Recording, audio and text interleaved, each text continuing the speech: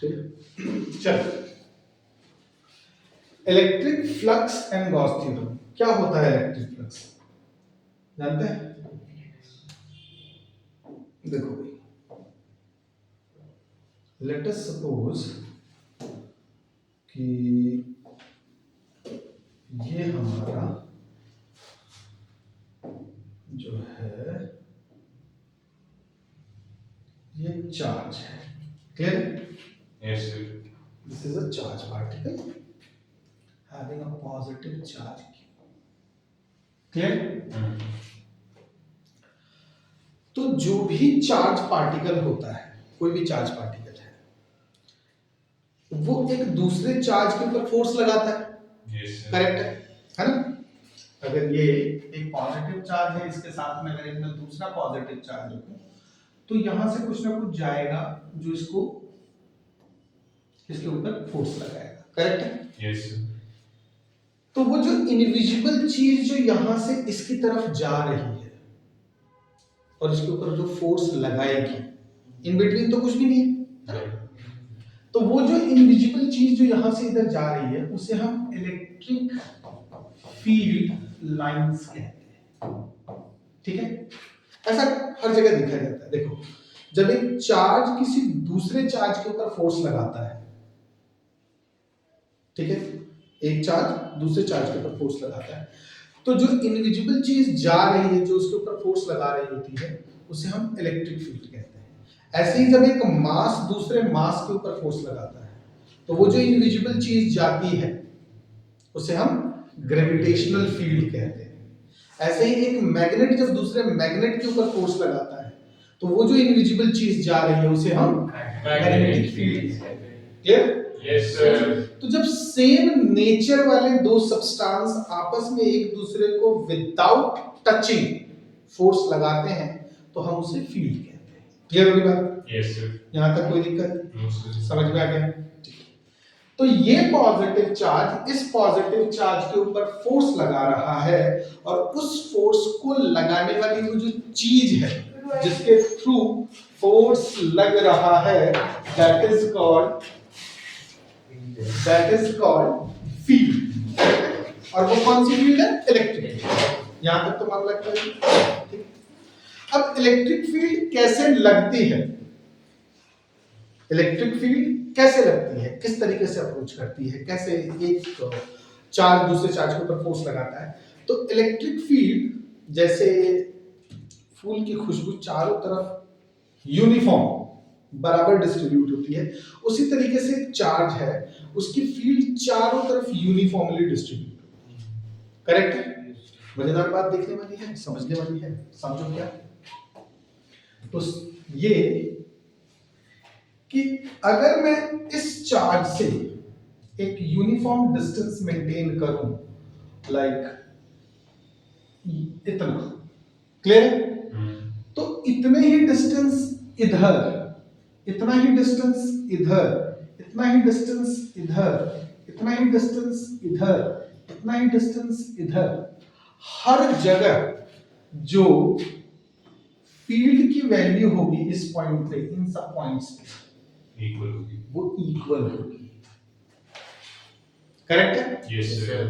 समझ में आया?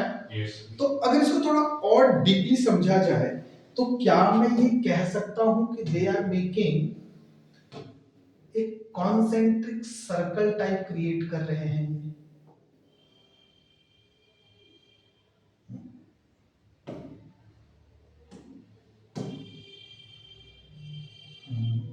इसका कलर वगैरह ड्रॉ द कलर, चलो तो कोई बात नहीं।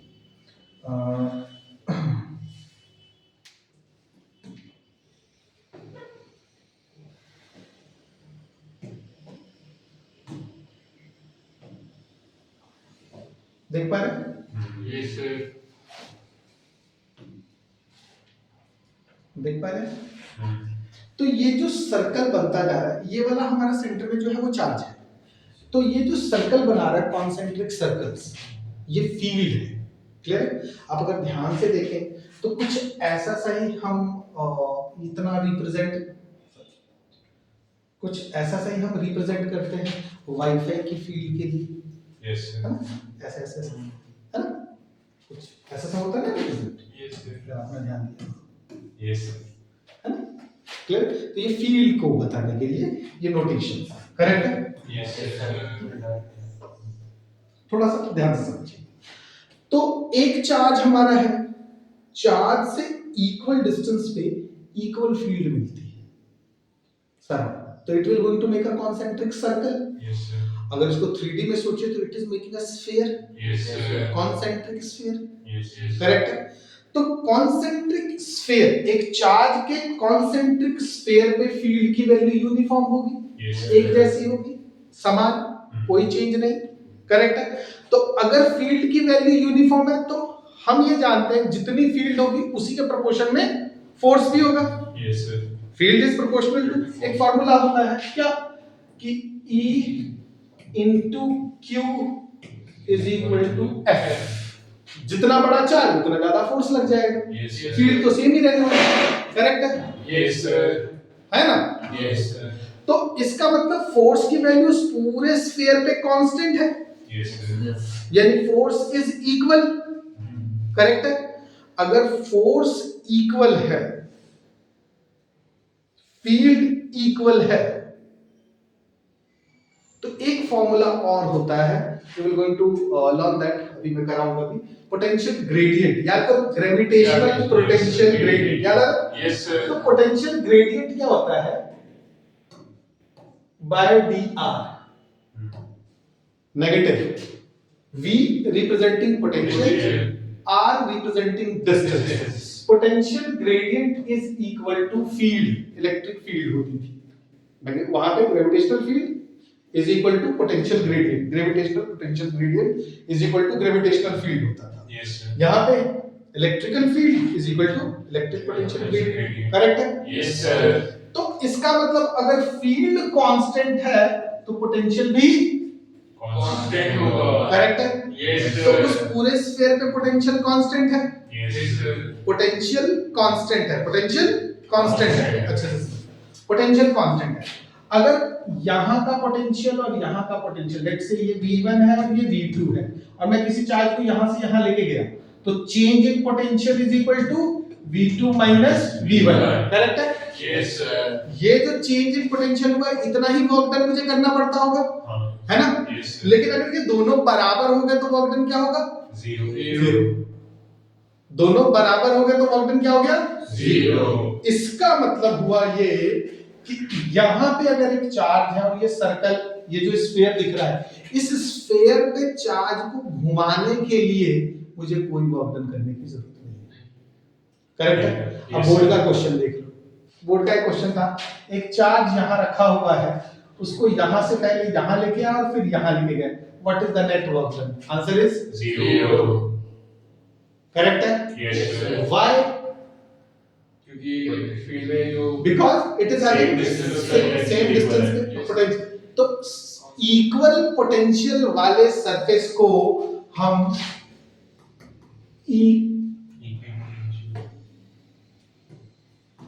इक्वी पोटेंशियल सरफेस कह सकते हैं, Yes, sir. और इक्वी पोटेंशियल सरफेस पे वर्क डन जो होता है वो Zero. करेक्ट है, Yes, sir. समझ में आया, Yes, sir. मजेदार, ठीक है जी। हम बात कर रहे थे फ्लक्स, क्या होता है फ्लक्स, तो फ्लक्स को थोड़ा सा समझते हैं। देखो, लेट इट बी, अच्छे से समझना,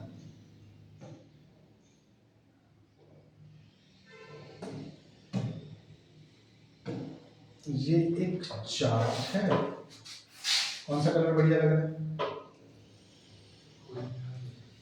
हाँ ये तुषार के पसंद का कलर है। देख भाई, लो, ये एक पॉजिटिव चार्ज है, ठीक है, Yes, sir. क्लियर। इस पॉजिटिव चार्ज से रेडिएशंस निकल रही होंगी, Yes. हम रेडिएशंस निकाल के देखते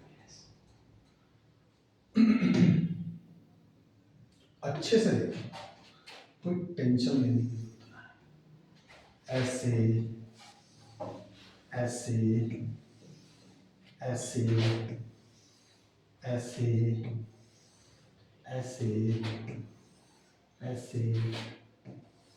ऐसे ऐसे ऐसे ऐसे चारों तरफ रेडिएशन निकल रही है, करेक्ट है। लेट अस कंसीडर हमारे पास एक सब्सटेंस है, वो इस शेप का है, इस शेप का, ठीक है जी, इस शेप का है। इसके अंदर में,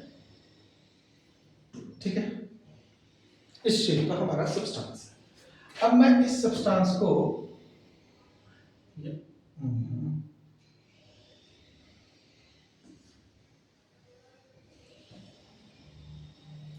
अब मैं इस सब्सटेंस को यहां रखता हूं, इस जगह, इस जगह, ये देखो, इस जगह, ये यहां रखता हूं, तो इसमें से कितनी रेडिएशंस पास होके जा रही हैं? एक, करेक्ट है। यानी यहां से निकलने वाली ये सारी फील्ड, इसके अंदर से सिर्फ एक इलेक्ट्रिक फील्ड लाइन अंदर से पास होके जा रही है, वही इलेक्ट्रिक फील्ड लाइन इसके ऊपर फोर्स भी लगेगी, करेक्ट है ना? लेकिन अगर मैं इसको उठा के यहां से यहां लेके आ जाऊं, अब अगर मैं इसको उठा के यहां लेके आ जाऊं, अब ज्यादा हो रही है। तो जैसे जैसे ऑब्जेक्ट क्लोज आ रहा है वैसे वैसे उसके ऊपर इलेक्ट्रिक फील्ड लाइन ज्यादा पड़ रही है, करेक्ट है। इसका मतलब जितना क्लोज होगा उतना ज्यादा फोर्स लगेगा, और जितना दूर जाता जाएगा उतना कम होता जाएगा। कारण क्या है? क्या कारण है कि दूर जा रहा है तो कम फोर्स लग रहा है? Number of field lines passing this surface area वो कम हो रही है, क्लियर है? यही होता है flux. What is flux? Flux is number of electric field line crossing per unit surface area, correct है? Yes sir. कोई दिक्कत? No sir. ठीक है जी। तो अगर हमसे कोई पूछे व्हाट इज फ्लक्स, तो what is flux? Number of lines crossing the unit. कोई दिक्कत? Yes sir. समझ में आया? यस फ्लक्स में कोई अंतर? No sir. जितना डिस्टेंस पे होंगे उतना ही फ्लक्स, कम होगा। जितना क्लोज होंगे उतना ही फ्लक्स, ज्यादा होगा। एक सिमिलर डिस्टेंस पे होंगे तो फ्लक्स की वैल्यू इक्वल होगी। करेक्ट हो गया। Yes, तो sir. इक्वी पोटेंशियल पे फ्लक्स क्या होता होगा? इक्विवेलेंस। इक्वी पोटेंशियल पे फ्लक्स, इक्वल होगा। ठीक है। Yes, equi sir. Potential surface अगर है तो वहां पे फ्लक्स की वैल्यू क्या है? इक्वल, Equal है। करेक्ट है, Yes, sir. कांस्टेंट है, बराबर है, सबका सेम, करेक्ट है। और Yes, जैसे sir. जैसे आप दूर जाते जाओगे फ्लक्स की वैल्यू कम होती है, क्लियर है? Yes sir. समझ में आया? Yes sir. तुम्हारे मुंह पे मैं टॉर्च जलाऊं, नजदीक होगे तो प्रॉपर दिखाई देगा, बहुत दूर चले जाओगे, एक लड़का KV3 के पास खड़ा हो, यहाँ से मैं टॉर्च जलाऊं, दिखाई देगा? नहीं। क्यों? क्योंकि वो दो रेडिएशंस के बीच में खड़ा है कहीं यहाँ, दोनों में से कोई रेडिएशन उसके ऊपर हिट नहीं कर पाती, करेक्ट है? Yes sir. तो इसलिए हम क्या इंक्रीज कर देते हैं? बल्ब जो पावर है, जो बल्ब का वॉट है वो इंक्रीज कर देते हैं। वो बेसिकली क्या इंक्रीज करता है? फ्लक्स इंक्रीज करता है, वो फ्लक्स इंक्रीज कर देता है, ठीक है जी, करेक्ट है। इससे क्या होगा? बहुत सारी रेडिएशंस, अब इनमें से काफी रेडिएशंस इसके ऊपर फॉल करेंगे तो दिखाई देंगे, क्लियर हो गया? Yes, तो sir. ग्रेटर इंटेंसिटी, ठीक है जी, जो number of electric field lines हैं उसको हम इंटेंसिटी कहते हैं, क्लियर है? Yes, ठीक है जी। sir. तो इंटेंसिटी ही हमारी एक तरीके की फ्लक्स Flux है, है। कोई दिक्कत? नो समझ में आ गया? Yes sir. फ्लक्स को फाई से रिप्रेजेंट किया जाता है, फ्लक्स को फाई से रिप्रेजेंट। अच्छा, अब थोड़ा सा दूसरा वाला टॉपिक देखते हैं। देखो जी, ये हमारा चार्ज है और इस चार्ज के अंदर ये हमारा पॉजिटिवली चार्ज एक बॉडी है, ठीक है। अब इसके सेंटर से बेसिकली चार्ज कहां रिजाइड करता है? तो सेंटर ऑफ मास सेंटर में वो सेंटर पे होगा, ठीक है जी। तो यहां से अगर फील्ड लाइंस ओरिजिनेट हो रही हैं तो वो कुछ ऐसे ओरिजिनेट हो रही होंगी।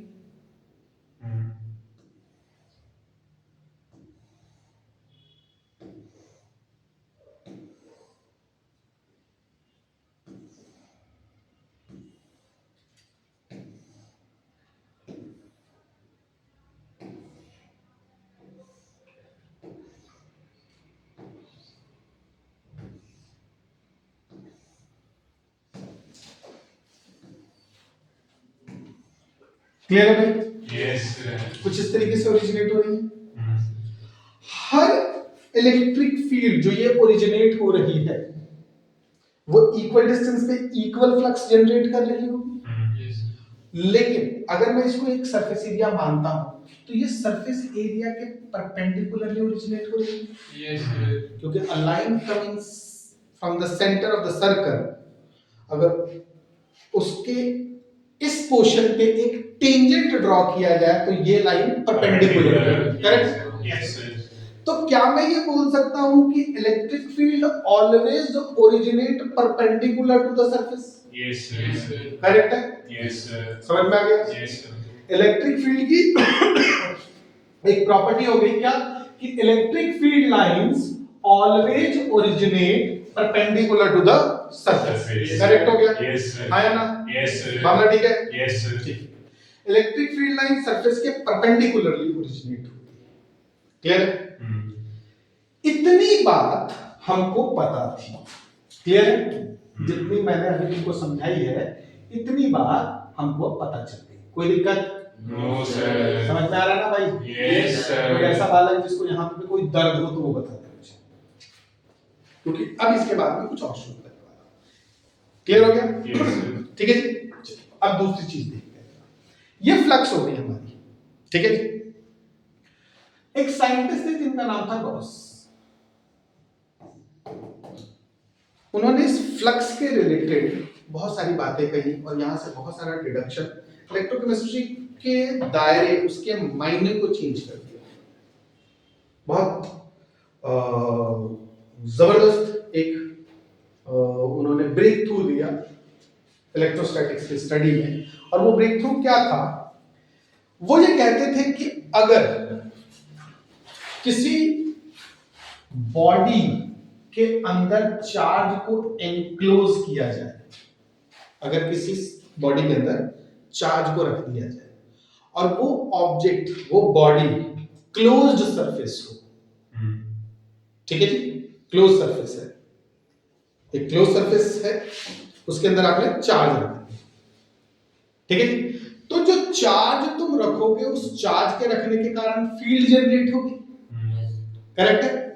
तो उन्होंने कहा कि जो फ्लक्स है that is equal to E dot ds का क्लोज इंटीग्रल। मतलब इस सरफेस का क्लोज इंटीग्रेशन करके, मतलब पूरा का पूरा सरफेस घुमा के कंप्लीट करके। अच्छा क्लोज इंटीग्रल का मतलब यहां से स्टार्ट किया, घुमा के पूरा इंटीग्रेशन क्लोज सरफेस के लिए दे दे। जहां इनिशियल पॉइंट था वही उसका फाइनल पॉइंट भी, करेक्ट है? पूरा कंप्लीट 2 पाई r या 4 पाई r स्क्वायर कंप्लीट सरफेस के लिए अगर आप इंटीग्रेशन करें तो E dot ds, ds is the small surface area, उससे निकलने वाली इलेक्ट्रिक फील्ड लाइन E, इसको कंप्लीट इंटीग्रेट कर दें तो ये फ्लक्स देगी आपको, और उस फ्लक्स की वैल्यू हमेशा Q अपॉन एप्सिलॉन नॉट के बराबर होगा अगर वो सरफेस के अंदर वैक्यूम या एयर है, नहीं तो Q अपॉन एप्सिलॉन होगा अगर वो एक सॉलिड सरफेस है, यस ठीक है, अंदर से भरा हुआ है, ठीक है, मीडियम है। क्लियर हो गया? यस समझ में? ये थोड़ा सा क्लिक कर रहा होगा, ठीक है। जब कभी भी एक चार्ज दूसरे चार्ज पे फोर्स लगाता है, सपोज करो एक मैं चार्ज हूं तुम चार्ज, ठीक है, मैं पॉजिटिव तुम भी पॉजिटिव, हम लोग अगर इतने डिस्टेंस पे है तो यहां से कुछ रेडिएशन जाएंगे जो तुम्हारी बॉडी पे फोर्स लगाएंगे। अब जो रेडिएशन जा रही है तो बीच में क्या है? एयर है या वैक्यूम हो, तब हम E एप्सिलॉन नॉट को यूज करते हैं। लेकिन अगर बीच में कोई मीडियम हो, मान लो बीच में एक पहाड़ है, अब तब तुम उधर खड़े हो मैं इधर खड़ा हूं तभी फोर्स लग रहा होगा, लेकिन उस फोर्स की वैल्यू कम हो जाएगी, ठीक है। उस टाइम पे ये एप्सिलॉन नॉट टर्म यूज किया जाता है। फोर्स का formula F is equal to Q1 Q2 4 pi epsilon naught R square. ये एप्सिलॉन नॉट कब आएगा? जब वैक्यूम हो या एयर हो, और अगर बीच में मीडियम होगा तो एप्सिलॉन नॉट की जगह पे E आ जाएगा, एप्सिलॉन। क्लियर? यस ठीक है। इसकी एक वैल्यू होती है, एप्सिलॉन की अपनी एक वैल्यू होती है। एप्सिलॉन नॉट की वैल्यू होती है क्या? 8.85 into 10 to the power minus 12। ठीक है जी, समझ गए? ठीक है, याद रखिएगा। देखो 6th क्लास 11th क्लास में आप पढ़ते हो ग्रेविटेशन, पढ़ते हो ना? तो ग्रेविटेशन जी की वैल्यू क्या आती है? 6.67 into 10 to the power minus 11। 11th में पढ़ते हैं, 12th में पढ़ते हैं, ठीक है, हमेशा याद रहेगा। यस ठीक है, आगे वाली वैल्यू तो याद ही रहती है, पावर का दिक्कत आ रहा है वो भी याद रहेगा। क्लियर? यस याद है, समझ में आया? तो उन्होंने ये जनरलाइजेशन दी क्या कि फ्लक्स जो होता है वो क्लोज सरफेस इंटीग्रल का E डॉट ds होता है। पूरी पूरी इंटीग्रेशन यूज होती है यहाँ पे। फ्लक्स जो है वो E डॉट ds के इक्वल है, और E डॉट ds किसके इक्वल है? Q upon epsilon naught, where Q is the charge on this. ठीक है क्लियर हो गया? यस समझ में आया? अब जरा समझिए, एक स्फीयर है, एक स्फीयर, एक स्फेरिकल बॉडी। मैंने आपको दिस हां एक स्फेरिकल बॉडी है, हम एक स्फेरिकल बॉडी कंसीडर करते हैं। This is the spherical body, correct है जी? इस बॉडी को कोई बढ़िया वाला कलर दे देते हैं। वाह, चलिए, ये स्फेरिकल बॉडी, यस ठीक है। इस स्फेरिकल बॉडी अगर ये अंदर से हॉलो है, अंदर से खाली है, और मैं इसको चार्ज दूंगा, तो तुम्हें क्या लगता है कि चार्ज हवा में लटका रहेगा? आप समझ रहे हैं मेरी बात को? मेरी बात को थोड़ा सा 3 डायमेंशनल समझना पड़ेगा।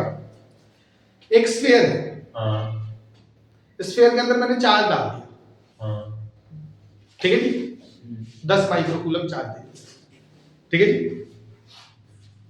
चार्ज देने का मतलब क्या हुआ? या तो मैंने उसमें से इलेक्ट्रॉन निकाला होगा, या तो मैंने डाला होगा, ठीक है। इलेक्ट्रॉन कहां से निकाला होगा मैंने? सरफेस से। हवा भाई, अंदर तो वैक्यूम है, ठीक है तो वहां से तो इलेक्ट्रॉन निकलेंगे नहीं। इलेक्ट्रॉन कहां से निकलेगा? सरफेस से लेकिन माना क्या जाता है कि कहां एग्जिस्ट कर रहा है? अंदर सेंटर में करेक्ट है, यस समझ में आया? लेकिन टेक्निकली अंदर क्या है? कुछ भी नहीं। तो चार्ज कहां रिजाइड करता है? सरफेस पे करेक्ट है? यस तुम्हें पता है कि पूरे यूनिवर्स का चार्ज क्या है? Zero neutral.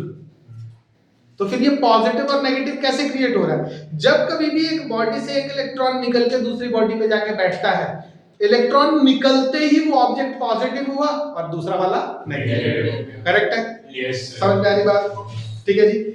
तो चार्ज कहां रिजाइड करेगा? सरफेस पे। चार्ज कहां रिजाइड करेगा? सरफेस पे।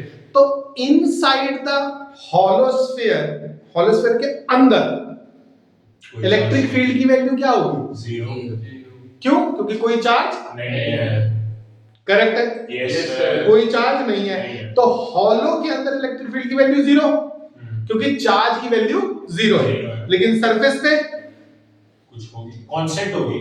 सरफेस पे चार्ज अपने आप को इक्वली डिस्ट्रीब्यूट करेगा, है ना? यस एक सरफेस है, एक्यूमुलेशन ऑफ चार्ज एक जगह पे तो नहीं होगा, चार्ज इधर पर प्रॉपर्ली डिस्ट्रीब्यूट हो जाएगा। तो अगर चार्ज प्रॉपर्ली डिस्ट्रीब्यूट हो गया, अगर चार्ज प्रॉपर्ली डिस्ट्रीब्यूट हो गया, तो इलेक्ट्रिक फील्ड भी प्रॉपर्ली डिस्ट्रीब्यूट होकर निकलेगी। यस इलेक्ट्रिक फील्ड अगर प्रॉपर्ली डिस्ट्रीब्यूट होकर इक्वल निकल रही है, तो इसका मतलब इक्विपोटेंशियल सरफेस बन गया वो। Yes, और इक्विपोटेंशियल सरफेस पे चार्ज को एक जगह से दूसरी जगह ले जाने के लिए कोई वर्क डन करना नहीं पड़ता। इसका मतलब अगर आप स्फीयर को, इसका मतलब कि आप अगर स्फीयर को किसी चार्ज बॉडी से कनेक्ट करें, तो चार्ज अपने आप को खुद ही एडजस्ट करके ओरिएंट कर लेगा। उसके लिए आपको वर्क डन करने की जरूरत नहीं है। करेक्ट है? यस समझ में आ गया? यस ठीक है। गॉस कहते हैं, गॉस क्या कहते हैं कि फ्लक्स जो निकलेगा वो Q अपॉन एप्सिलॉन नॉट के बराबर होगा। Yes, और वो E डॉट ds के बराबर होगा। करेक्ट है? Yes, इतनी बात क्लियर हुई? yes, है ना? yes, अरे है ना? yes, sir. तो एक साइंटिस्ट ने कहा कि ठीक है सर, आप कह रहे हो कि फ्लक्स जो है वो E डॉट ds के बराबर होगा और E dot ds Q upon epsilon के बराबर होगा। अगर ये बात सच है, सही है, तो आपके इस लॉ से कूलम्स लॉ डिराइव हो जाना चाहिए। करेक्ट है ना? Yes, sir. कैपिलर्स के लॉ से न्यूटन्स का ग्रेविटेशनल लॉ डिराइव हो जाना चाहिए। Yes, sir. तभी तो लॉ भाई ठीक है। Yes. क्योंकि हम कूलम्स लॉ को सही मानते हैं। उन्होंने कहा कि ठीक है अप्लाई कर लो, तो कह रहे ठीक है सर अप्लाई कर देते हैं। Let's say this distance is r और हमने जो चार्ज दिया था वो q है, तो इसका मतलब E डॉट ds का क्लोज इंटीग्रल, ये क्लोज इंटीग्रल का साइन होता है कि सरफेस क्लोज हो गया, ठीक है, ओपन नहीं रहना चाहिए, क्लोज मतलब यहां से उठा के पूरा क्लोज किया, ऐसा close integral that is equal to q upon epsilon naught, है ना? Yes, sir. पक्का? Yes, ठीक है sir. जी। तो कह रहा है कि इंटीग्रेट करो, E इलेक्ट्रिक फील्ड है that will remain constant through out the surface. Yes, change sir. क्या हो रहा है? Surface area. हाँ। तो स्फीयर का सरफेस एरिया का फार्मूला बोल मेरे भाई। 4 pi r square.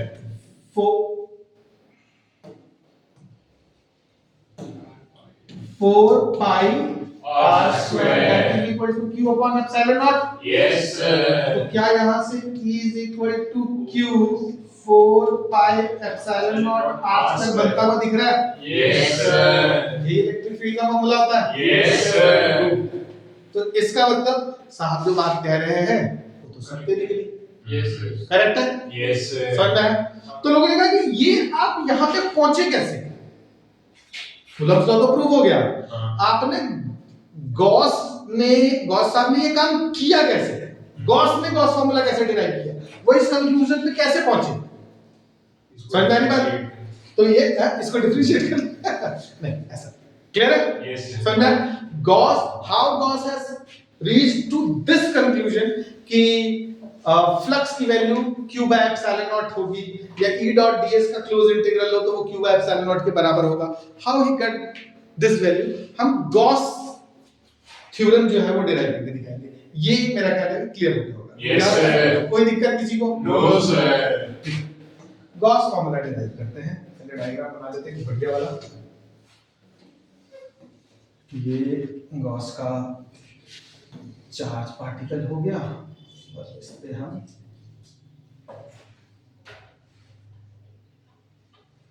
खून भरी मांग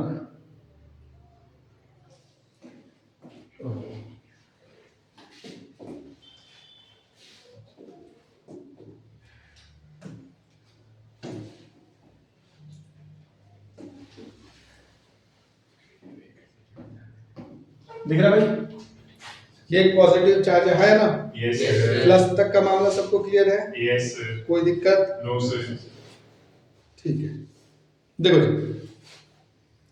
हमें पता है कि E अगर मैं इसको चार्ज दे रहा हूं कैपिटल Q, तो E electric field at a distance R is equal to Q 4 pi epsilon naught R square के बराबर।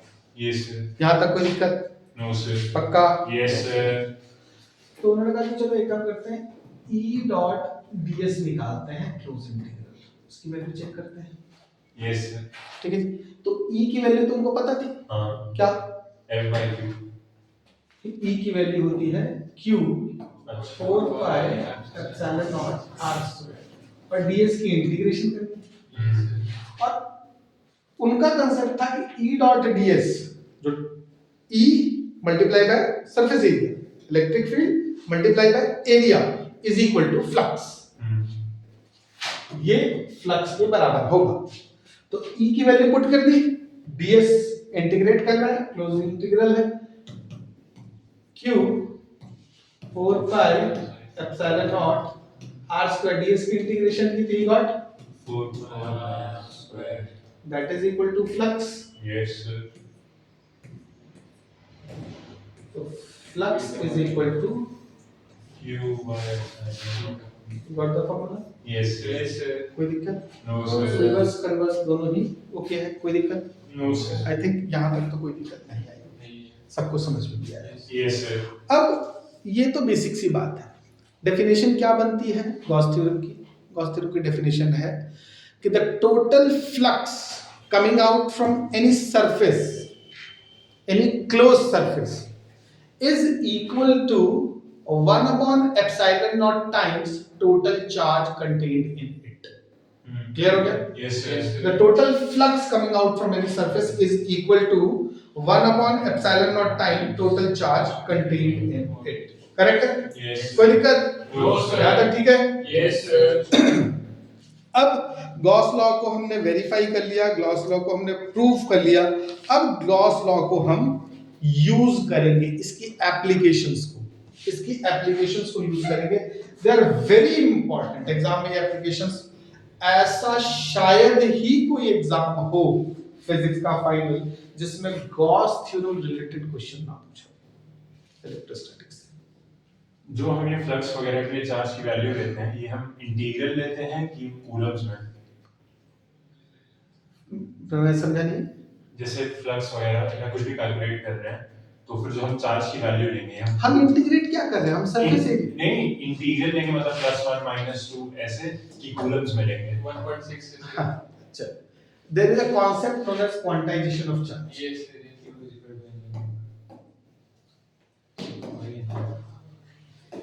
Quantization of charge. ये स्किप हो गया क्या? नहीं पढ़ा है? तभी ये क्वेश्चन आया है। देखो, ऐसा माना जाता है कि चार्ज हमेशा एक डेफिनेट मल्टीपल में एग्जिस्ट करता है। Yes, sir.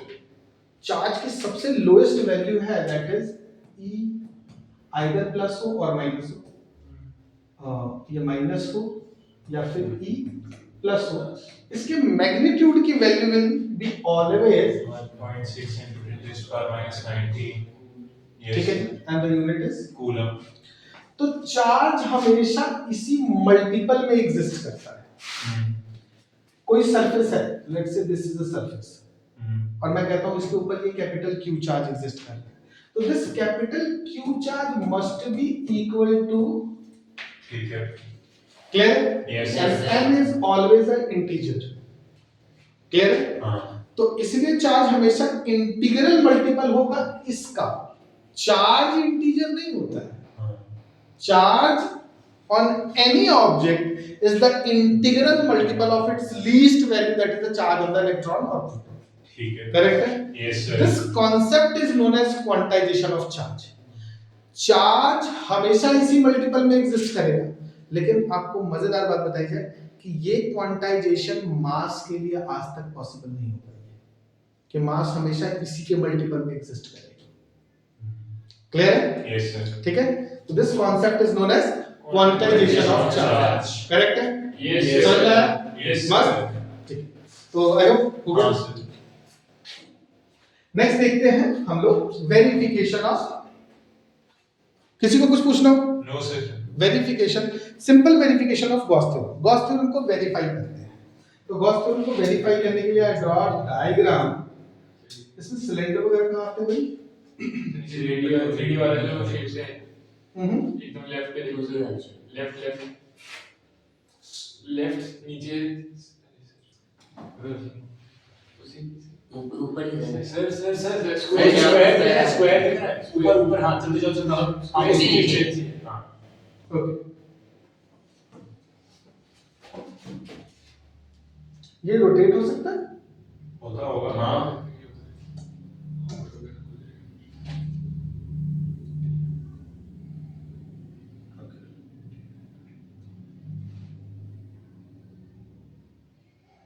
That's it. Yes. इसमें कलर बने?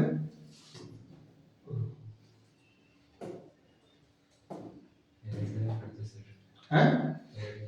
इसमें कलर नहीं आ रहा? खूनी माँ। हाँ।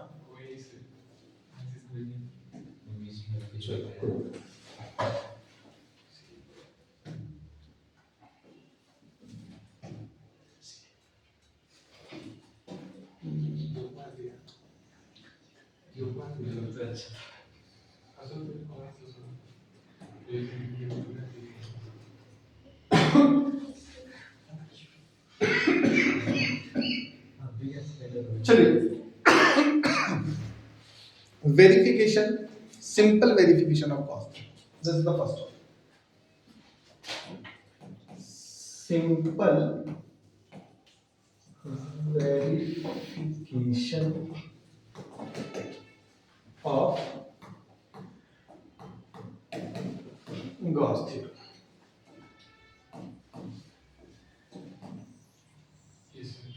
ठीक है, कैसे वेरीफाई करना है, क्या वेरीफाई करना है?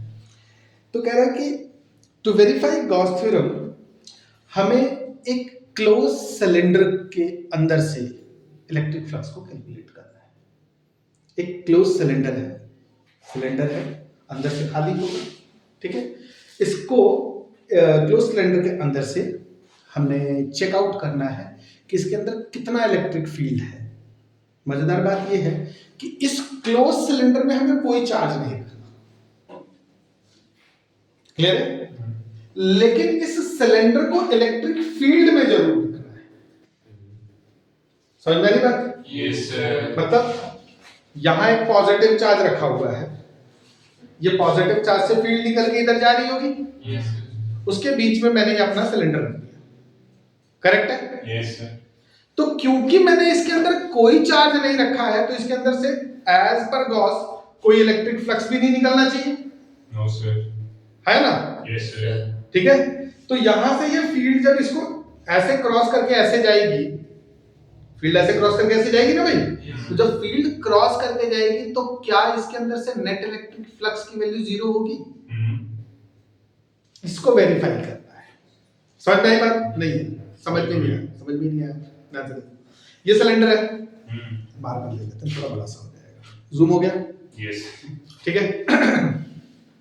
इलेक्ट्रिक फील्ड इधर से एंटर हुई, इलेक्ट्रिक फील्ड इधर से निकल गई, तो ये इलेक्ट्रिक फील्ड निकली ना भाई इधर से. Yes sir. तो इलेक्ट्रिक फील्ड निकली, तो इसका मतलब surface area into electric field, there is some flux. Yes sir. Correct है? Yes sir. तो कैसे कह सकते हैं कि फ्लक्स नहीं है? फ्लक्स तो है, फ्लक्स तो है सर. जबकि चार्ज नहीं है. हाँ. ठीक है, तो गॉस थ्योरम गड़बड़ कर रहे हैं. हाँ. ऐसा लग रहा है ना? यस. अरे हाँ है ना? Yes sir. लग रहा है ना? गॉस थ्योरम वायलेट हो रहा है ना? Yes sir. नहीं हो रहा है. देखो कैसे.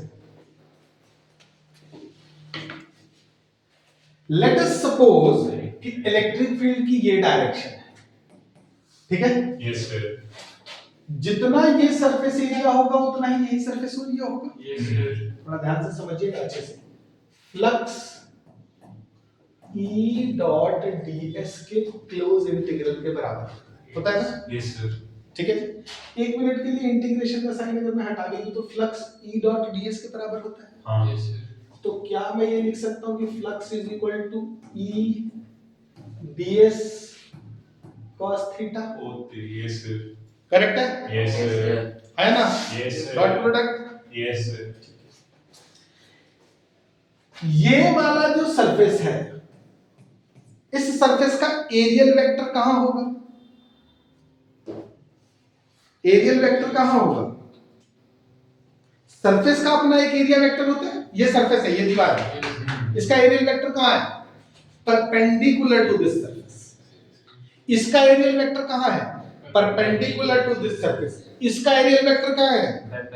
इसका एरियल वेक्टर कहां है? उसका एरियल वेक्टर कहां है? करेक्ट है? Yes sir. गॉस थ्योरम समझने की कोशिश करना. गॉस थ्योरम बनाना तो ये देखो, यहां से अच्छे से देखना, थोड़ा ध्यान से. यहां से हमने एक लाइन निकाली है, करेक्ट है?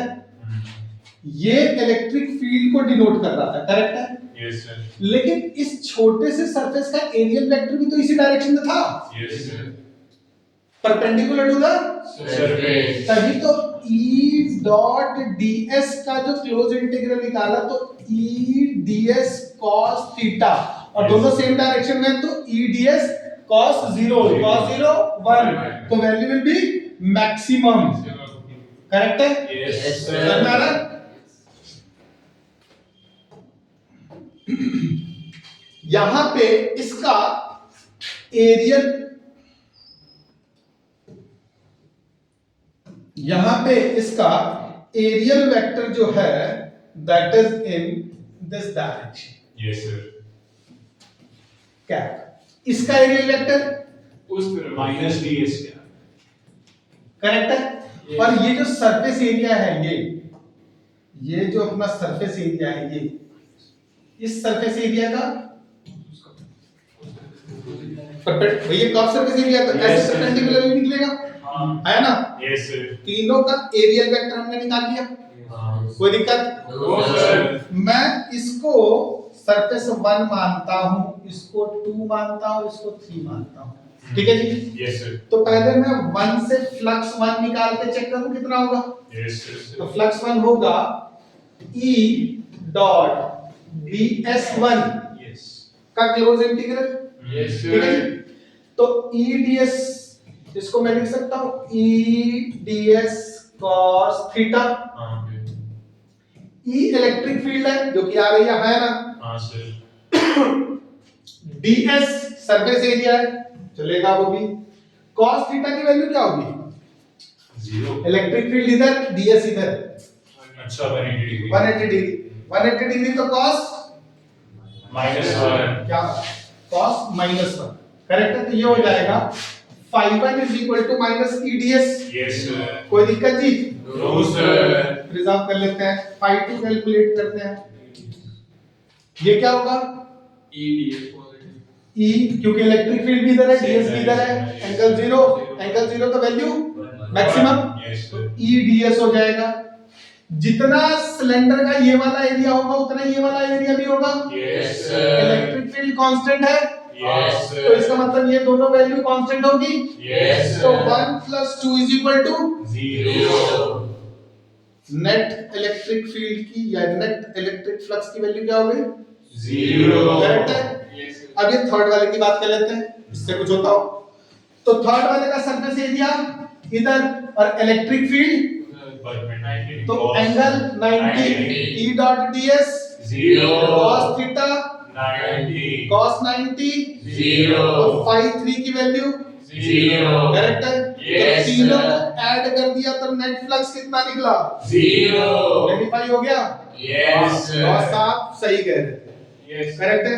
आप अपने अल्प ज्ञान के कारण उन्हें अभी गलत प्रूव कर गए, ठीक है, समझ में आया। यस दिक्कत में कोई कमी, नो सर नेक्स्ट वेरिफिकेशन सही था, यस सर कोई दिक्कत छप रहा है ना दिमाग में भाई, दिमाग में छप रहा है नहीं छप रहा है, यस छप रहा है छप रहा, यस अरे छप रहा है कि नहीं छप रहा है, छप रहा है ना। Next, field due to infinite long straight uniformly charged wire, एक बहुत लंबा यूनिफॉर्म चार्ज्ड वायर लेते हैं, दिस इज द बहुत लंबा यूनिफॉर्म चार्ज्ड वायर, ठीक है जी, क्लियर है। यस ये वायर चार्ज है अगर वायर चार्ज है तो जाहिर सी बात है कि ये फील्ड भी जनरेट कर रही होगी, यस सर फील्ड जनरेट करेगी तो लाइन चार्ज कैसी फील्ड जनरेट कर सकती है, यस तो ऊपर भी इधर भी इधर Yes, भी sir, इधर, yes, sir. तो it will going to form a cylinder, Cylinder, correct yes, है। sir. ये एक प्रकार का सिलेंडर बनाएगी, करेक्ट है। तो क्यों ना हम इसको हटा के सिलेंडर कहते हैं, यस अरे है ना, यस सर समझ लोगे ना। देखो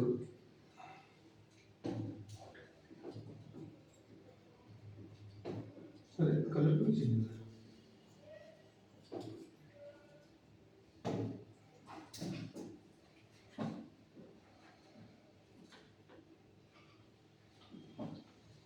चलो।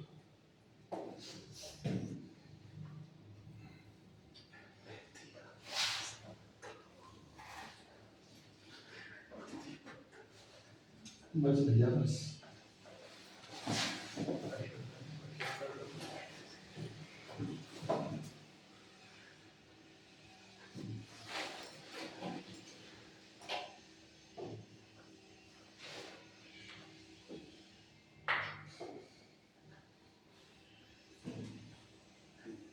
बस This is the long straight wire having positive charge.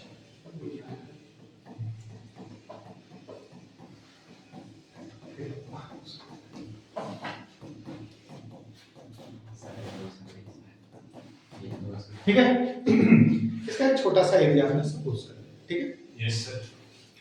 अब हम इस छोटे से एरिया के लिए वी वांट टू नो कि what is the flux generated by this. Line charge है, लाइन चार्ज है तो जाहिर सी बात है कि चार्ज अगर है तो फील्ड तो जनरेट होगी ही होगी, करेक्ट है। मैं एक क्लोज सरफेस एरिया सिलेंडर के फॉर्म में ऑब्जर्व कर रहा हूं, एक्चुअल में नहीं है, ऑब्जर्व कर रहा हूं। तो अगर क्लोज सरफेस एरिया में ऑब्जर्व कर रहा हूं तो मुझे फ्लक्स भी ऑब्जर्व होगा, यस करेक्ट है। How can we calculate the flux through it? तो थोड़ा ध्यान से समझने की बात कीजिए। इधर जितना फ्लक्स इधर से निकलेगा उतना ही फ्लक्स इधर से निकल जाएगा। यस तो इसको बोलते हैं एंड इफेक्ट और इसको निग्लेक्ट कर देते हैं क्योंकि एक दूसरे को कैंसिल आउट कर देते हैं। क्लियर है? एक तरीका ये भी हुआ, दूसरा तरीका ये हुआ कि तार बहुत पतली है, ठीक है, तो उसके एंड्स बहुत छोटे होंगे, बहुत छोटा सरफेस एरिया होगा, ठीक है जी। तो नेग्लिजिबल सरफेस एरिया होगा तो इस हिसाब से भी फ्लक्स को नेग्लेक्ट कर दिया जाएगा, यस ठीक है। इनको एंड इफेक्ट बोलते हैं, ठीक है। आप ऐसा करके लिख सकते हैं कि ड्यू टू एंड इफेक्ट इसको हम जीरो मान लेते हैं। तो मेन कौन सा बच गया?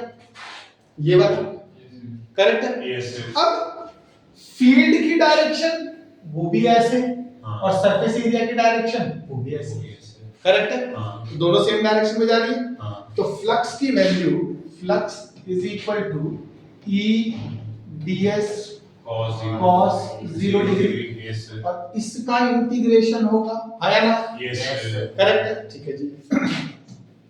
E तो E रहेगा, हाँ। फ्लक्स किसके बराबर होता है? Q बाय एप्सिलॉन नॉट के बराबर होता है, यस करेक्ट है। Yes. तो E रहेगा ds, what is the curve surface area of us? 2 pi RH 2 pi r। तो ये डिस्टेंस अगर मैं n ले लूं हाँ। ऐसे और ये डिस्टेंस मैं r ले लूं तो we can write 2 pi r l, correct है। Yes, that is equal to q by epsilon naught, है ना? यस तो E is equal to q upon 2 pi epsilon naught r l। कोई दिक्कत? No sir. चार्ज पर unit length क्या होता है? पोटेंशियल क्या बात है, पोटेंशियल ग्रेडियंट होता है।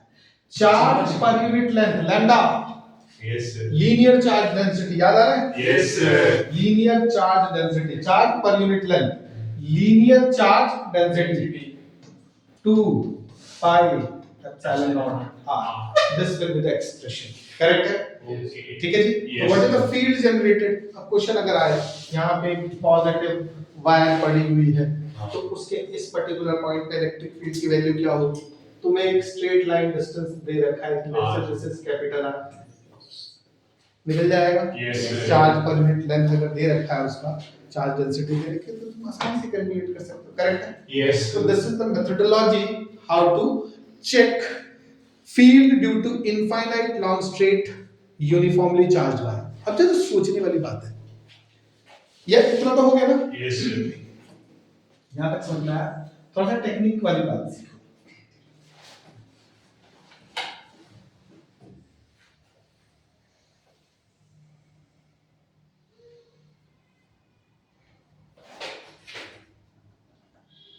मैं इसको यहाँ छोड़ दूं।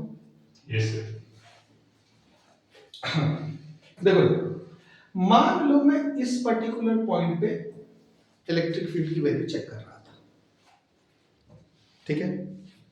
तो यहां से ये वाला वायर तो ऐसे आ जाएगा, हाँ इसकी इलेक्ट्रिक फील्ड की वैल्यू क्या यहाँ नहीं पड़ रही होगी? पढ़ रही होगी पड़ रही होगी। तो इस पॉइंट पे इलेक्ट्रिक फील्ड की नेट वैल्यू कैसे निकलेगी? This is the formula for net value. Summation देखो ध्यान से, इलेक्ट्रिक फील्ड इसके लिए आएगा तो इधर से भी कुछ आएगा, तो उसके डायरेक्शन हमेशा इसी डायरेक्शन में रहेगी। कैसे?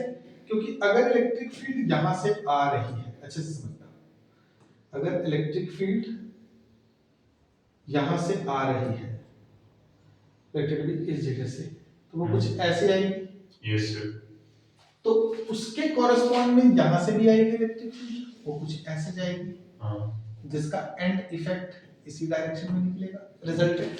जीरो। नहीं, जीरो क्यों? अरे perpendicular इसका और इसका निकलेगा तो, अरे तो ये सरफेस एरिया के उसी पे जा रही है ना, ठीक है। तो एक वेक्टर ये बना, एक वेक्टर ये बना, उसका रिजल्टेंट तो यही होगा। Yes sir. यानी इस पूरे वायर के लिए आप किसी भी पॉइंट पे इलेक्ट्रिक फील्ड की वैल्यू चेक करोगे तो उसकी डायरेक्शन हमेशा यही रहेगी। अच्छा, क्लियर है? ठीक है। ठीक है जी। And this direction is parallel to the perpendicular to the surface area. Yes sir. Clear है? और सरफेस एरिया के परपेंडिकुलर जो होता है वो उसका एरियल वेक्टर भी होता है। तो इलेक्ट्रिक फील्ड और एरियल वेक्टर दोनों हमेशा एक ही लाइन में लाइन करते हुए नजर आएंगे, इसीलिए cos 0 हो जाएगा और वैल्यू हो जाएगी 1। तो मैक्सिमम इलेक्ट्रिक फील्ड आपको देखने को मिलेगी। क्लियर होगा? Yes sir. ठीक है। कुछ लोग का ये कंसर्न होता है कि इतनी दूर से इधर आ रहा है तो इलेक्ट्रिक फील्ड की वैल्यू, एक वैल्यू तो चलो यहाँ से ऐसे जा रही थी, एक वैल्यू इधर को चली जाएगी, तो रिजल्टेंट कहीं यहाँ को बनना चाहिए था। नहीं, ऐसा नहीं होगा। इधर से एक वैल्यू आई, इधर से एक वैल्यू आई, दोनों का रिजल्टेंट इधर ही जाएगा, आप कहीं से भी ज्वाइन करते रहो। Yes sir. ठीक है, resultant will go in this direction. Clear हुआ? Yes sir. है ना? Yes sir. समझ में आया? Yes sir. कोई दिक्कत? No sir. समझ में आ रहा है? नहीं आ रहा? यस मत सर। बड़े लग रहे हैं, नहीं लग रहे हैं? लग रहा है लग सर। रहा है ना? ठीक है, चलिए। अब electric field intensity due to a uniformly charge spherical shell. Shell समझते हैं? अंदर से खाली चार्ज है, स्फेरिकल है और शेल है, तो इसके लिए इलेक्ट्रिक फील्ड की वैल्यू निकाली जाती है। चेक कर लेते हैं। चार्ज स्फेरिकल शेल,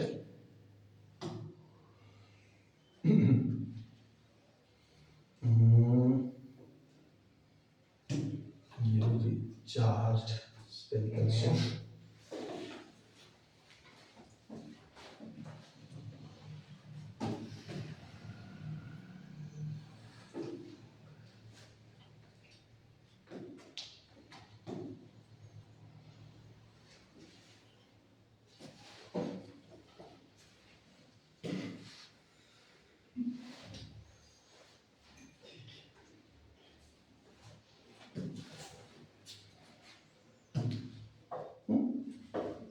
देखो सिर्फ इतने में वो बन रहा है, कैसे होगा? नहीं हो सकता।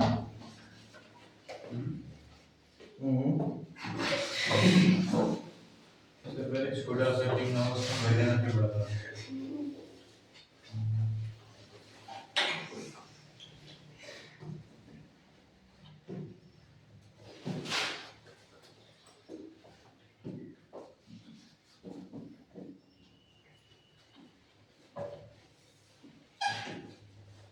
सारे ऐसा होता है।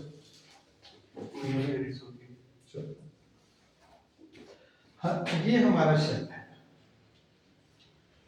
राइट? Yes sir. ये हमारा शेल, क्या है भाई? ये हमारा शेल, ठीक है। Yes sir.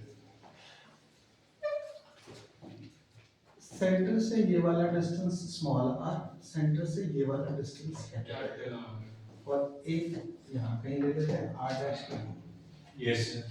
तीन अलग अलग जगह पे हम इलेक्ट्रिक फील्ड को कैलकुलेट करके देखेंगे। एक अंदर इस साइड रीजन में कहीं पे भी, इधर इधर कहीं की रीजन में, मतलब सरफेस से बिल्कुल नीचे। सर जो चार्ज है हमारा वो सेंटर में कंटेंट है कि जो शेल है उसमें? हाँ, यही तो समझने वाली बात है। हम मानते हैं कि चार्ज सेंटर में है when we are taking the distance, लेकिन चार्ज रिजाइड सेंटर पे तो कर नहीं सकता क्योंकि सेंटर में तो वैक्यूम है, ठीक है। तो वो रहता सरफेस पे, लेकिन हम मानते उसको सेंटर है। But when we are calculating the distance, we are calculating the distance from the centre until and unless it is hollow। ठीक है। अगर वो सॉलिड होगा तो फिर चेंज हो जाएगा मामला, अगला आएगा सॉलिड का केस। क्लियर हो रहा है? Yes sir. तो अगर मैं इलेक्ट्रिक फील्ड की वैल्यू इसको कैलकुलेट करने की कोशिश करूं तो सरफेस पे, समझने वाली बात है, थोड़ा ध्यान से देखना। अंदर से हमें इस तरफ आता है, हाँ। तो अंदर क्या है? वैक्यूम है। वैक्यूम है। Yes sir. वैक्यूम है तो चार्ज होगा क्या? नहीं होगा। चार्ज नहीं होगा तो इलेक्ट्रिक फील्ड की value zero. Electric field is equal to zero. Correct है? Yes sir. जब चार्ज ही नहीं है तो इलेक्ट्रिक सेकंड उल्टे उल्टे पेंसिल उल्टे पेंसिल एक सेकंड, वो थोड़ा सा ना मैं चाहता हूँ कि अच्छे कलर से जब चार्ज ही नहीं है तो इलेक्ट्रिक फील्ड की value zero inside, Yes. Correct है। अब ऐसा करते करते 0 0 0 0 होते होते होते आप सरफेस पे पहुंच गए। सरफेस पे वैल्यू क्या होगी? सरफेस पे ये E1 है इनसाइड फील्ड, ठीक है। एट सरफेस, सरफेस वैल्यू क्या होगी? लेट्स से आपने इसको Q चार्ज दे रखा है, ठीक है जी। तो वैल्यू क्या हो जाएगी? Q 4 pi epsilon naught r square and this r must be capital R ना, करेक्ट है। हाँ this will be the value, yes sir कोई दिक्कत? नो सर अब सरफेस से आगे चले जाओ at any point P, let's say this point is P, तो यहां पे वैल्यू क्या होगी? बड़ा करेक्ट है। क्लियरली है कि अंदर वैल्यू बिल्कुल कम थी, सरफेस पे वैल्यू मैक्सिमम है। क्यों? क्योंकि ये R इसके कंपैरिजन में छोटा है। छोटा है यस क्लियर है? तो if you plot a graph of electric field with respect to the distance, तो ग्राफ कैसे आएगा? ध्यान से देखो, नहीं ध्यान से देखो, हॉलो है तो पहले तो जीरो चलता रहेगा चलता रहेगा चलता रहेगा चलता रहेगा, एक पॉइंट पे ड्रास्टिकली अपनी पीक वैल्यू दे देगा ये चीज, है ना? कब? When R is equal to R, clear है? और उसके बाद it is inversely proportional, correct है? यस सर समझ में आया? यस तो दिस इज फॉर हॉलो, ठीक है जी, समझ में आया? यस सर ये हॉलो स्फेरिकल के लिए, शेल के लिए अगर हम ड्रॉ करें तो it is something like that, clear है? यस सर कोई दिक्कत? नो सर व्हाट अबाउट अगर ये सॉलिड होता तो, सॉलिड होता तो अगर ये सॉलिड स्फीयर है, देखते हैं थोड़ा सा,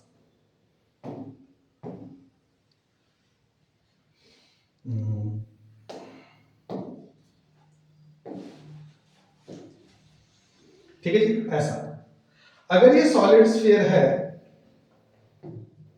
और सॉलिड में मैं इस रीजन पे हूं, लेट इट बी, मैं सॉलिड में मैं पहले बाहर बना दो सर फिर अंदर मूव कर दो सॉलिड में मैं क्या है, पहले बाहर बना दो फिर अंदर मूव कर देना ना सर अच्छा सॉलिड में मैं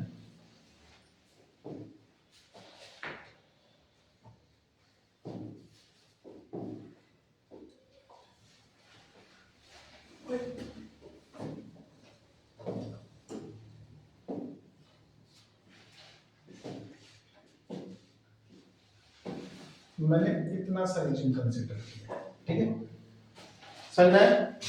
दैट इज सॉलिड। टेक्निकली समझने की कोशिश कर, इस सेंटर पे हमने चार्ज दिया, तो क्या चार्ज सिर्फ सेंटर पे ही होगा? नहीं it is Uniformly uniformly distributed through out its volume, yes sir correct है? यस सर क्यू चार्ज इस पूरे वॉल्यूम में है, तो इस छोटे से वॉल्यूम में जो चार्ज होगा which is slightly less than जो चार्ज नेट दिया है हमने, हाँ करेक्ट है ना? उससे तो Yes, कम ही sir. होगा, है ना? यस सर सॉलिड में अब इतने से electric field, let it be this distance is small r and this distance is capital R, तो जो इतने से इलेक्ट्रिक फील्ड निकलेगी, लेट अस सपोज कि इतने रीजन में जो चार्ज है वो q डैश है और टोटल चार्ज जो है वो कैपिटल Q है, यस सर तो इतने रीजन से जो इलेक्ट्रिक फील्ड आएगी E डॉट ds आएगा, या जो फ्लक्स निकलेगा किस रीजन से? छोटे वाले रीजन से, पिंक वाले रीजन से जो फ्लक्स निकलेगा, उस फ्लक्स की वैल्यू कितनी होगी? उस फ्लक्स की वैल्यू होगी q dash upon epsilon, correct है? यस सर जबकि बड़े वाले से फ्लक्स जो निकलेगा उसकी वैल्यू कितनी होगी? q अपॉन एप्सिलॉन, करेक्ट है? Yes sir and we know that q dash is less than q, तो फ्लक्स और फ्लक्स डैश और ये फ्लक्स, तो flux dash is less than flux correct है? Yes. कोई दिक्कत? नो सर, समझ में आया? यस यहाँ तक मामला ठीक है? यस अब इसमें सेंटर पे, तो सेंटर पे r इज इक्वल टू 0, 0 तो वैल्यू लगभग इन्फिनिटी की तरफ अप्रोच करती है हाँ। ना? लेकिन हम इसको 0 मान के चलते हैं। क्या मान के चलते हैं? 0। तो सेंटर पे इलेक्ट्रिक फील्ड की वैल्यू 0 हो जाएगी। क्यों? क्योंकि बिल्कुल सेंटर पे बहुत छोटा है, वहां पे लगभग कोई चार्ज नहीं है, ऐसा। ठीक है ठीक है, तो कोई चार्ज नहीं तो कोई इलेक्ट्रिक फील्ड भी नहीं है। नहीं होगी तो इसके लिए if you plot the graph कि इलेक्ट्रिक फील्ड और डिस्टेंस का ग्राफ अगर प्लॉट करेंगे तो सेंटर से धीरे धीरे ये इंक्रीज करना शुरू करेगा। यस सर अपनी एक पीक वैल्यू देगा कब? When r is equal to r होगा, और उसके बाद जब इससे बाहर निकलेगा तो ये ड्रॉप होना शुरू हो जाएगा। यस सर या फिर ये सिमिलर ग्राफ आपने कहीं पहले भी देखा है, यस ठीक है? जब आप ग्रेविटेशनल पोटेंशियल का with respect to distance curve draw कर रहे थे, याद है ग्रेविटेशन चैप्टर में? ग्रेविटेशन पोटेंशियल था अगर उसका सबसे ये value of heat depth of उसके बाद ही था। हाँ, उसके बाद फिर यही ग्रेविटेशन पोटेंशियल के लिए है। It is always for gravitational field, gravitational potential, correct है? ठीक है जी? Yes. ये हर जगह जहां फील्ड पोटेंशियल आएगा इसी टाइप का ग्राफ बनेगा, करेक्ट है? कोई दिक्कत? नो सर समझ में आ रहा है? यस सर तो इनसाइड जो चार्ज होगा वो कम होगा, तो चार्ज कम होगा तो हमारे पास जो वैल्यू आएगी इलेक्ट्रिक फील्ड की वो भी कम आएगी, करेक्ट है? इलेक्ट्रिक फील्ड की वैल्यू कितनी होगी छोटे वाले के लिए कैलकुलेट करते हैं। तो लेट अस से अब पेन थोड़ा सा चेंज कर लेते हैं, छोटे वाले के लिए इलेक्ट्रिक फील्ड की वैल्यू कैलकुलेट करते हैं। तो छोटे वाले के लिए इलेक्ट्रिक फील्ड की वैल्यू क्या होगी भाई? E dot ds is equal to q dash upon epsilon, ऐसा ही होगा, हाँ ठीक? तो E dot ds is equal to q dash upon epsilon. q dash कितना होगा? q डैश कितना होगा? क्यू डैश हाँ, q डैश कितना होगा? होगा कितना?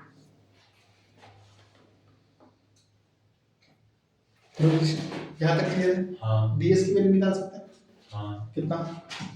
4 बाय छोटा स्क्वायर तो नीचे लेके चले जाओ, q डैश 4 पाई छोटा r स्क्वायर एप्सिलॉन यस चलेगा। हम कंसीडर करते हैं टोटल चार्ज और टोटल सरफेस एरिया, ऐसा था। हाँ ये हमारे पास वैल्यू थी ना भाई, टोटल चार्ज और टोटल सरफेस एरिया, ये वैल्यू थी। तो इसका सरफेस एरिया कितना है? छोटा सा। यस तो अब कुछ रिलेशन निकाल सकते हो, तो कुछ क्लिक हो रहा है दिमाग में। हाँ इन दोनों के रेशियो के हिसाब से होगा ये। रेशियो देखो, हमारा टो 4 pi capital R square surface area पे टोटल चार्ज Q रिजाइड करता है, हाँ ठीक है जी? यस ऐसे इसको रख कर दो। यस हमारा Q चार्ज जो है वो 4 पाई कैपिटल R स्क्वायर पे रिजाइड करता है। तो अगर ये यूनिट सरफेस एरिया होता तो इस पे कितना चार्ज रिजाइड करता? Q upon 4 Q by R upon square 4 pi R R square. square और अगर ये इतना सरफेस एरिया होता तो कितना रिजाइड करता? 4 by that is equal to Q dash. Yes इससे इसको काट दें हाँ तो Q R square upon capital R square is equal to Q dash. Yes In place of Q dash, we will substitute this value and the new variables के form में हमारे पास एक आंसर आ जाएगा, करेक्ट है? कोई दिक्कत नो सर है ना? Yes sir Yes. अरे कौन बैठा उसने क्यों?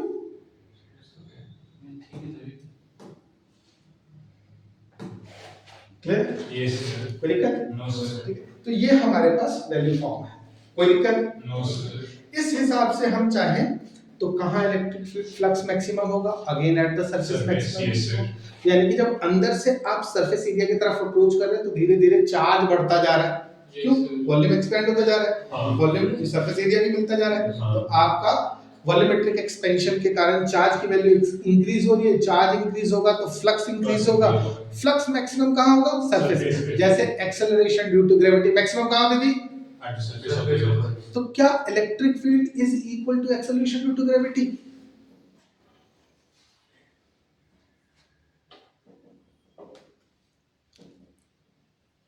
इक्वल नहीं होगा मतलब ऐसे उसका Analog होगा। अब जब थोड़ा सा ध्यान से समझ जाए कि सरफेस पे हम खड़े हैं, हाँ। सरफेस से ऊपर की तरफ जा रहे हैं, again flux is decreasing, Yes. Field is decreasing, force is decreasing, correct है? Yes. जब आप नीचे की तरफ जाते जाएंगे तो भी flux is decreasing, force is decreasing, correct है?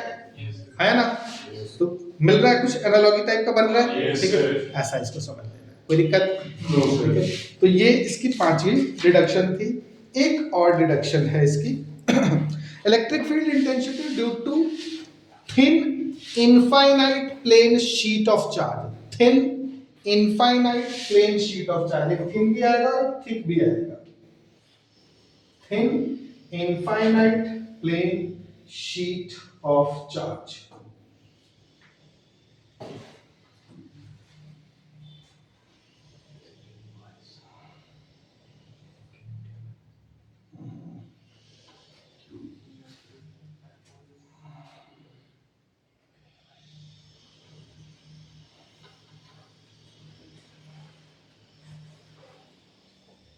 सरफेस दिख रहे दोनों? चलो जी, इनफाइनाइट एक थिन शीट है। थिन शीट और थिक शीट में क्या अंतर होगा? मोटापे का। बहुत बढ़िया जी, क्या बात है, यही नहीं समझ पा रहा। एक में वो नहीं होगा जो अपने आता एंड फिनोमेना, एंड इफेक्ट क्या होता है वो नहीं होगा, और एक में होगा ऐसा। देखो वॉल्यूम समझो, अगर एक पतली सी थिन शीट है हाँ। और उस पर चार्ज है डिस्ट्रीब्यूटेड, तो मान लो यहाँ एक पॉजिटिव चार्ज है, ये पॉजिटिव चार्ज इधर से भी दिख रहा है और इधर से भी दिख रहा है। हाँ। थिन शीट होगा तो, Yes. लेकिन थिक होगा तो यहाँ एक अलग चार्ज होगी और यहाँ एक अलग चार्ज होगा। क्लियर हुआ? Yes sir. समझ में आया? Yes, sir. यही नहीं समझ में आता सबको, थिन शीट और थिक शीट में डिफरेंस क्या है। थिन शीट होगा तो एक ही चार्ज दोनों तरफ, करेक्ट है? थिक शीट होगा इधर एक अलग चार्ज होगा, पीछे एक अलग चार्ज होगा, करेक्ट हो गया? Yes sir. हम थिन शीट के लिए स्टार्ट करते हैं। थिन शीट के लिए अगर हम स्टार्ट करेंगे, थोड़ा सा ध्यान से समझना, बहुत ही पतली शीट है, तो बहुत ही पतली शीट जो है, जो इलेक्ट्रिक फील्ड जनरेट करेगी, थोड़ा सा दो चार लाइनें मैं बोलना चाहूंगा कि अगर हमारी शीट बहुत ही पतली है और सिमेट्रिकल है, तो उसके दोनों तरफ, let us draw like this, ये तो थोड़ा मोटा हो गया, इसको साइड करते हैं थोड़ा सा, इसको बाद में एक्सप्लेन करेंगे। पहले हम एक थिन शीट कंसीडर कर लेते हैं, ऐसा, ठीक है जी? ये थिन शीट है, हाँ। इस पे चार्ज डिस्ट्रीब्यूटेड है लाइक दिस।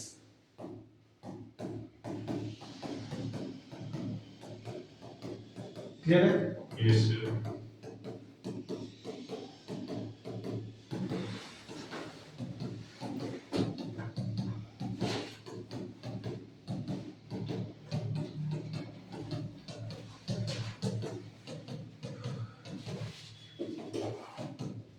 ठीक है, इस तरीके से हमारा चार्ज डिस्ट्रीब्यूटेड है, ठीक है?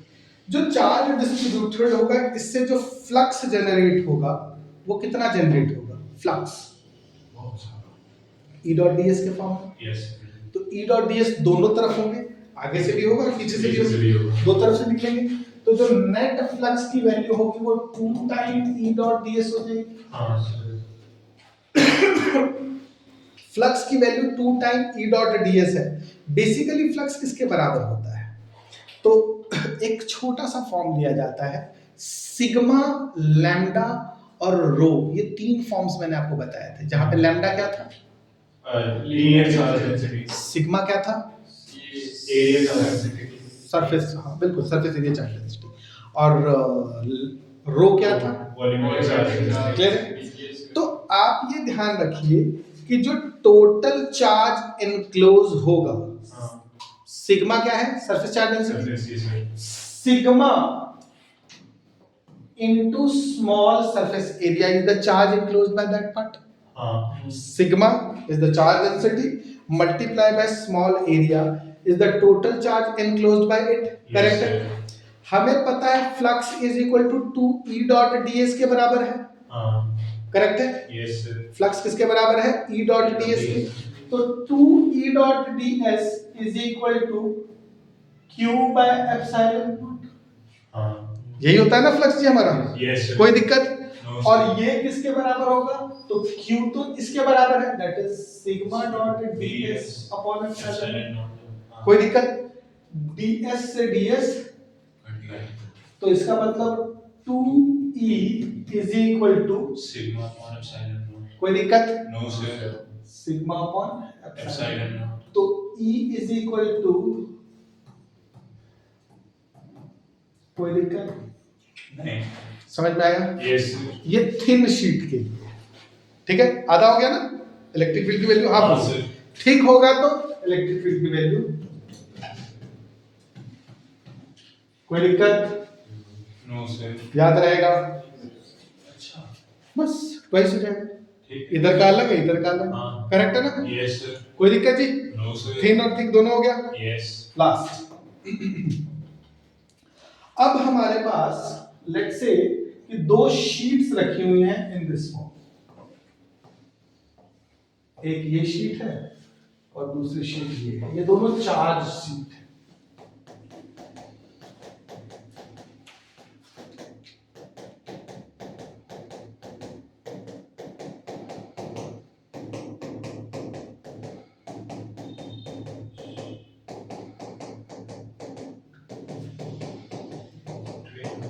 ठीक है जी, इलेक्ट्रिक फील्ड की डायरेक्शन ऐसी है, मैं एक ये पॉइंट कंसीडर करता हूं, एक ये और एक ये, हाँ. ये दोनों के दोनों जो हैं वो थिन शीट्स हैं, इसकी अपनी सरफेस चार्ज डेंसिटी है सिग्मा 1, इसकी अपनी सरफेस चार्ज डेंसिटी है सिग्मा Sigma 2, 2. दोनों का सरफेस एरिया बराबर है हाँ. ds।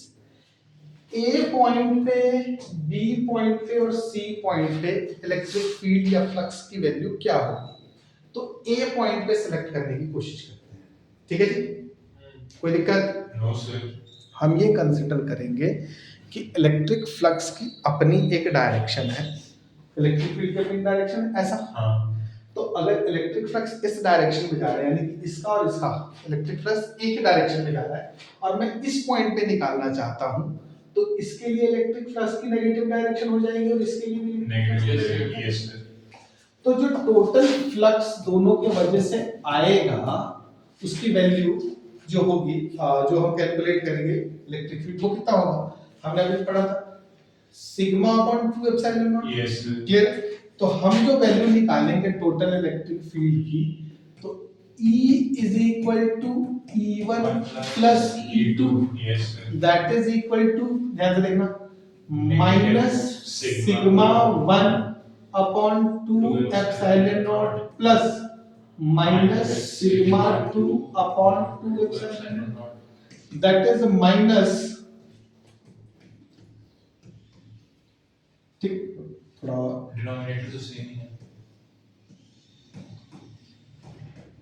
करेक्ट है, Yes. दैट इज माइनस, अच्छे से देखो, 1/2 epsilon not sigma 1 plus Sigma 2.